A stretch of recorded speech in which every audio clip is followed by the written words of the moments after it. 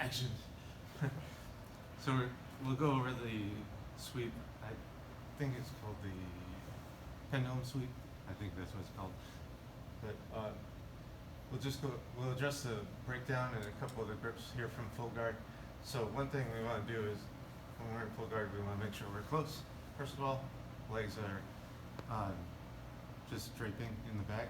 And to bring him forward, we want to primarily use our legs. We don't want to go like this because you'll always have posts right there. So this won't really work. So we want to use our legs to bring him forward where we can get him. We can use hands and the elbows, break him down like this. Just make sure when you do, you come to the side and you break him down to the other side, like that. Alternatively, we can use our hands and we're gonna go under here, swim under, and break him down right here. We grab the back of the head, we can grab the gi, anything, but we're looking for the post over here to get over the arm, because we're gonna set up the arm bar. So for the sweep, I'm gonna swim under here, come forward, and once he's over here, his weight's on him, we can expect that he's gonna go up real quick. So we want to kind of clamp down on here as soon as possible. And as he starts to go up, we're going to go under the leg and we're going to start moving to bring our leg as far into the armpit up in here. And we're going to use this to kick him over. So to break him down, as he starts to come up, we're moving this way. We want to be as perpendicular to him as possible.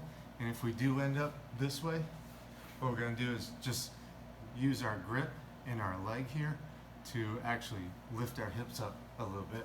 As we lift our hips up, we're lifting them, moving them over and down, lifting up, over and down until we get that perpendicular position. So it looks a little weird, but we're just gonna go like that, like this, and now you can see the position is a lot better. We have the arm trapped here. We're gonna take this right here. This is clamping down so he doesn't posture up. This hand is also behind the tricep, just in case he starts to posture up. And then we just take his leg, come around right in here, and now we have the arm bar in here. We're looking to get right in here, hip up, feet down, finish like that. That's the arm bar off the pendulum sweep. Now to actually sweep him, a couple points. We want to isolate this arm just like we did for the arm bar so he doesn't post out as we kick him over.